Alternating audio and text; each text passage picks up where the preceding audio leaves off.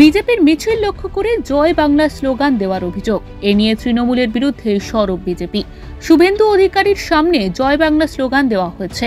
এরপর উত্তেজক পরিস্থিতি সামাল দেয় পুলিশ।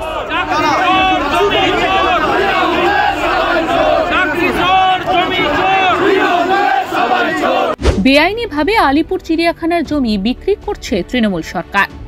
এই অভিযোগ তুলে এদিন আলিপুরে মিছিল বিজেপি।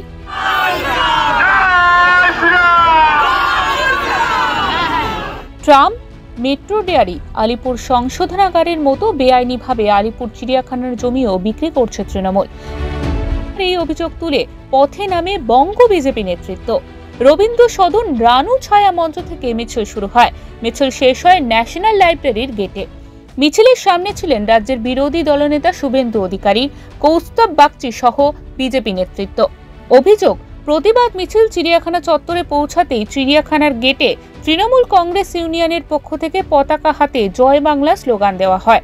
দুপক্ষে স্লোগান ও পাল্টা স্লোগানে পরিস্থিতি উত্তপ্ত হয়ে ওঠে।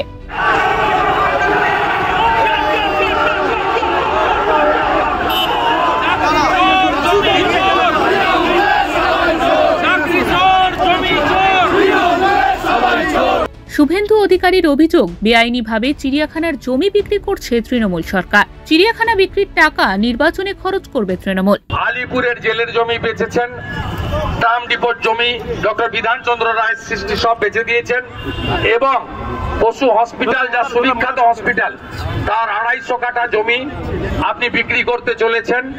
তার বড় একটা অংশের টাকা আপনার পরিবারের ফান্ডে যাবে এবং আপনার দলের আগামী নির্বাচনে খরচ হবে। আমরা জানি, আমরা টাকা পয়সার মধ্যে ঢুকতে চাই না। এই ঐতিহ্যমণ্ডিত চিড়িয়াখানার জমি, পশু হসপিটাল, তার 250 কাঠা তো দূরের কথা, 1 ছটাক জমিও আমরা বেচতে দেব না।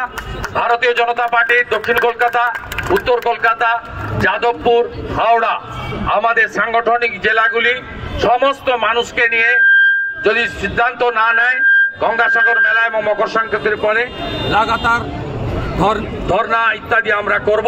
সূত্রের খবর, এদিন আলিপুরে বিজেপির এই মিছিলের অনুমতি দেয়নি পুলিশ। হাইকোর্টের নির্দেশে মিছিলের অনুমতি মিলেছে। কলকাতা থেকে সঞ্জয় রায় চৌধুরীর রিপোর্ট, ওঙ্কার বাংলা।